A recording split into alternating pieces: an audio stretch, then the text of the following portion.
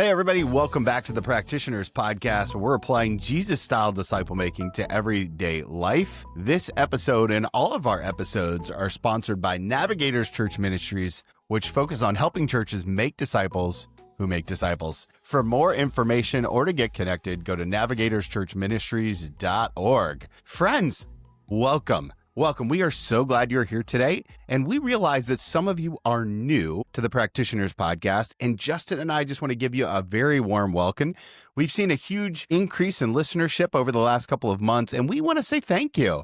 Justin, how cool is it that people actually tune in to this Toolbox Disciple Making podcast series so that they can grow in making Jesus-style disciples? Yeah, it's exciting, right? Like, it's encouraging. We do these things, we send them out in the world, and a lot of times we don't know what happens. And so just to see that jump and that boost, it's encouraging for sure. I'm glad that what we're doing seems to be, helpful or fitting a need for people. Yeah, more than anything, our heart is to help you make Jesus-style disciples. And so if there's anything that we can do to help with that, or if you have any special requests around episodes or any area that you want us to talk about that maybe you haven't heard us chat about before, please don't hesitate to let us know. All of those connections are in the show notes. But today we're going to talk about 7 tests. Break it down for us, Justin. Well, who doesn't love tests, Tony?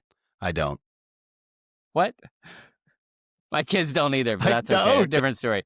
It's not that kind of test. We're not like grading anybody or anything like that. But it's more like a litmus test. Yeah, it is. It is. Because here's the issue, right? Here's what we're speaking into today is there's so many places that people can start with disciple making. And for people that have been discipled, like that's pretty simple. Like most people are going to just go and do what was done with them. And that's kind of how it's designed. But there are others that have never been discipled and they've heard about it now in the church and they're like, okay, they've been challenged. I'm going to start to disciple somebody and they don't know where to start. And so what they do typically is they, type into Google or Amazon or whatever, like disciple making curriculum, discipleship book, and they ask somebody or they get something and then they just start doing that. And hey, I want to tell you, if that's you, I just want to cheer for you, first of all. Like you're out there trying to do it, and the win is in the attempt for a new disciple maker, right? The win is in the attempt. So if you're out there attempting, I just want to applaud you and encourage you to keep going. But this episode is really to help us get a little bit deeper into how we should make a disciple. Now, Tony, I mentioned a little bit before, like people that were discipled, they typically do the same thing. But they also do the same thing until somebody realizes, hey, this way that I was discipled, it doesn't include this. And I feel like it should include that. And then what happens is some of those people write a new book or a new curriculum. And they're like, hey, it should be this. And so now there's literally thousands and probably tens of thousands of available paths to go down in terms of how we should disciple. What method should we use? Now, Tony, we know on this podcast, like we talk about Jesus's way is the best way, right? We're trying to get close to Jesus' style of disciple making. And so how can we take his style and how can we look at some of these other methods and kind of filter out or do a litmus test sort of thing? And so that's what these 7 tests are, but there's 7. So we got to move a little bit fast, right? Let's just be honest. Yeah. And I think one of the important things to know is, right, we're not suggesting that any of those tools or resources are bad. We're not suggesting that you shouldn't use them. What we are suggesting, though, is to keep them in the right perspective on what they mean in the course of the disciple making relationship. And so these litmus tests are really designed to to help you decipher exactly what you're doing and what does it look like when you're making, disciples the way that we believe Jesus did. So there's 7 of them. Justin, why don't you give us number 1? 7 of them. Number 1 is the like Jesus test. The most obvious one of all. Obvious. We'll start with the layups, right? So the like Jesus test is, does the method align with how Jesus discipled, right? And so a good shorthand for some of those principles that we've talked about now for 5 seasons is an illustration called the PRISM illustration with a name on the end, not the N. And it stands for personal, reproducible, intentional, sacrificial, missional. And that was put together by my friend, Pastor Dave Holmes. You could Google that and you'd see it. It comes up. But the PRISM illustration is a good shorthand, right? How does Jesus make disciples, the like Jesus test, if it includes those things, then we're on the right track, right? And again, these tests are kind of filters for if we start with thousands and thousands, let's weed out those first that don't fit the like Jesus tests. Like, let's just move those off to the side and say, hey, I think we can do better. Let's move towards the next test. Yeah. And the next test is what we call the incarnation test, right? Or another way to think about it is, does it actually change you as you're giving it to other people? Right? Does it require you as the disciple maker to be a living example? So in other words, it's got to be more than just teaching someone an idea. It needs to actually change you from the inside out. All the things that you do to follow Jesus change you from the inside out. And so what I like about this test is that it also kind of bumps back up against the first one because it should push you closer to it. And I think that there are a lot of discipleship tools out there that can function without the leader actually changing. And we don't want that. We want you to change as well. I think some of my most transformational growth in disciple making has come when I've walked alongside someone like, for example, you and I struggled for years about scripture memory. And since then, after doing it, I've seen the benefit internally, and then it becomes a lot easier to teach. So don't teach something without letting it change you. It needs to be incarnate. It needs to change you from the inside out. Yeah. Love that. Yep. So that incarnation test. The third test then is the consistency test. And this test is really important to me and one that we often don't think about. But the consistency test really asks the question, does the method align with the message? Right? So if the message is we want people to be incarnational, we want people to be changed, it's about becoming. But the method is really let's just read a book and try to store things in our head that aren't his word, or that don't lead us towards that. Then we have a disconnect, right? A mismatch between the method and the message. And as I think about this one, I can't help but think about Marshall McLuhan, who was what I would call a social philosopher. He was a media theorist.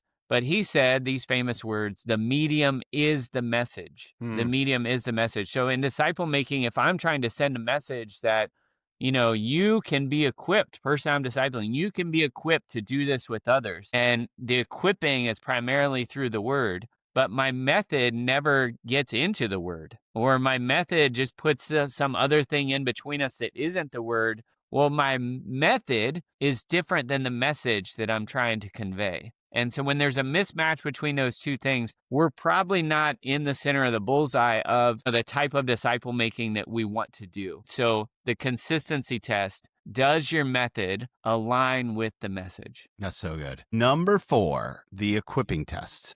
Does it equip or restrict the disciple? Does it make the disciple a book jockey?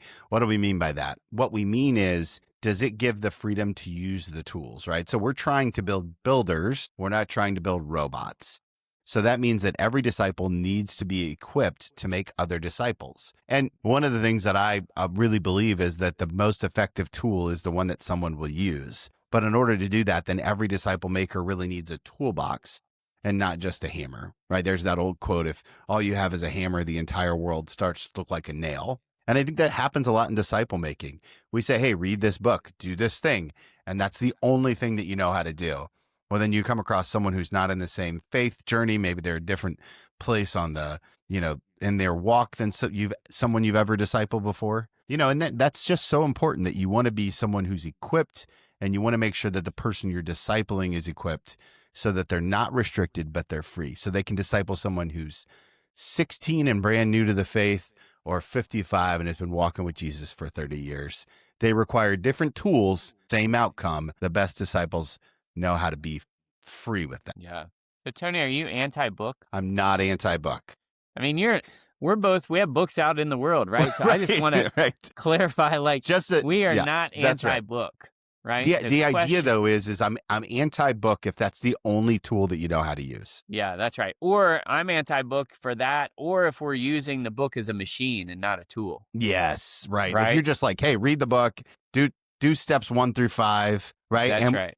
And I see this happen all the time, unfortunately, in disciple makers, where they're like, hey, this is our reading schedule for all of this. And I'm like, well, it can't be incarnational if we're on a schedule, right? It can't, because sometimes I need to spend like 3 weeks in a verse or in a, in a part of a book, right? Right. Like I care a lot more about equipping than I care about just getting through the information. Yep. Yep. Yeah, that's so good. I think, just taking that time to clarify because it is, I mean, many of our listeners and many people out there, like this is what they know of disciple making, Yeah. right? Is, hey, we're going to go through this thing and this resource, this curriculum, this book. And we're not saying that's bad. We're saying there's probably a better way to do it. And let's just continue to keep taking steps towards, what's better, right? Continuing to improve. And there are oftentimes I'll pull off my bookshelf a book that is helpful. Like, for Yeah. example, let's say I do the wheel with someone and they struggle with prayer and they're new to the faith. I might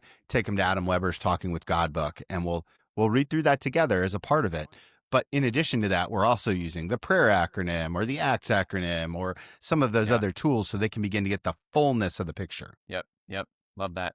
Good. All right. On to number 5, the outcome test. The outcome test asks, does it produce a mature disciple who becomes a unique version of themselves? Or does it just produce a copy of the method or a copy of the disciple maker? Right. So this is so important because God has created us as individuals to be individuals. He's uniquely designed and gifted us in different ways than those that are discipling us or those that we're discipling. And just like we see with Jesus and his guys, like they're not all carbon copies. Like we can see the difference in their personality and design come out in the scriptures. And if we're discipling well, then the outcome that we're getting to produces mature disciples. So there is similarity, but there's not identicalness, right? There's a better word for that, but I'm going to go with identicalness. There's not identicalness in those people, right? They become a unique version of who they are. And so how they're gifted comes out in their maturity. And the way that they disciple is going to look a little bit different than the way that I disciple because they're different. They're different as people, design, etc. So that's a good way to evaluate like our discipling and the way that we're doing it. Is it producing that? Or is it producing like copies that are identical from one to the other? And I think what Jesus did is he created disciples who looked like individuals and allowed them to flourish into the full version of who God intended them to be. Yeah, when I think about this, I often think about your and I's relationship because we both, I believe, produce mature disciples in our disciple making process. And yet I'm 100% sure we do it very differently. Right. Right. Yep. And Absolutely. you're much more intentional on the scale. I'm much more relational on the scale. I tend to be a little bit more extroverted and you tend to be a little bit more introverted, and all of those Yep. things show up in our disciple making, and yet the outcome is still good. And I think that that's Yes. important. Yep. Amen. Number 6, the like us test. Like us test. Does it fit us theologically, and can I envision it fitting our context? Can we envision a future in which we're using this method or approach, terminology, and tools in our community and context? So let's pull back on that a little bit. What that means is that I'm meeting people where they are and not trying to impose where I've been to where they are currently. So I have done ministry in Cuba. I've done ministry in El Salvador. I've done ministry in Centerville, Ohio. All 3 of those places are very different contexts. And my pastor friend in Cuba who's making disciples, their version of that would never work here. It's a 6-day-a-week show up, be present at the church. The church is in the community. They're in Havana, so they live in the city. And there's an expectation of the people that they're discipling to show up every day at the church and to serve and to work. And they also feed them there. There's benefits to that as well, too, right? It's one of the ways they bring them in. I can't do that in Centerville, Ohio. I would get thrown out, right? And so you have to understand. And again, you can kind of see how the pattern of these tests all fit together, right? Are we equipping? Is it incarnational? Is it like Jesus? Are we meeting people where they are? Are we taking all the tools that we have? And this is probably the deal, right? Like, is tool-based disciple making, do the tools fit the context for where we're meeting the people at? It's so important. And it's super practical. If Justin did some work in Thailand many years ago, and I'm sure the way that you guys made disciples over there was vastly different. Yep. And, you and I have talked about it, right? Like, it's just, you have to understand where you are, and that matters to how you equip people to do ministry. Yep. That's right. Good. All right, Tony, we made it to the last one, the lost or the saving test, right? However we want to call it. We can call it the lost test, call it the saving test. And this one's a little bit redundant to the first one, but it's redundant for a reason because it's so important and it often can be overlooked and left out.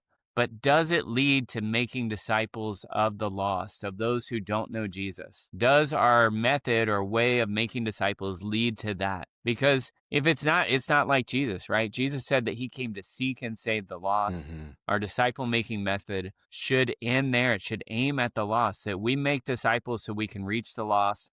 We reach the lost so we can make more disciples, right? It's this nice circular function that happens in the kingdom. And so, we have to ask that question of our discipling. Like, when we're discipling others, are we helping them to build heart vision, skill towards reaching the lost? Are we modeling that? Does our methodology of disciple making end with the lost being saved and really aimed at moving Jesus out into the world that's hurting and really needs him, right? So that is number 7. Let's review real quick all 7 of them, right? It's the like Jesus test, the incarnation test, the consistency test, the equipping test, the outcome test, the like us test. Is it like us? Does it fit with us? And the lost test or the saving test. So those are the 7. Tony, we have a little bit of time here. Like, what do you think? How would you sum these up? I think one of the things that's important is that if you're a disciple maker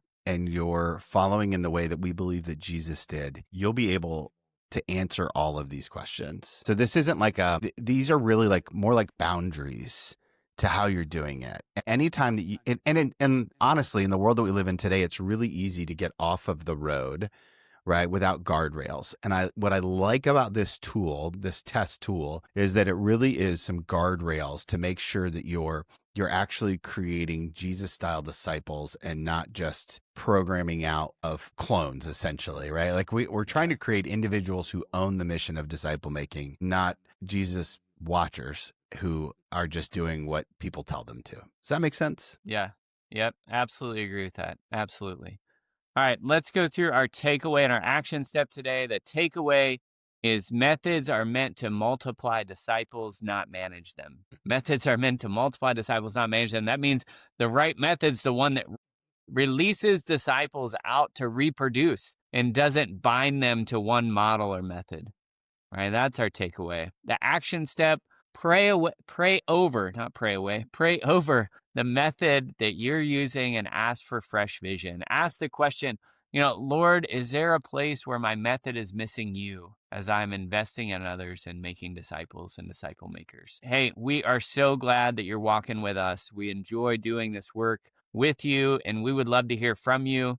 Hey, shoot us a review, shoot us a note. We're really easy to find out there in the world. And until next time, keep making disciples.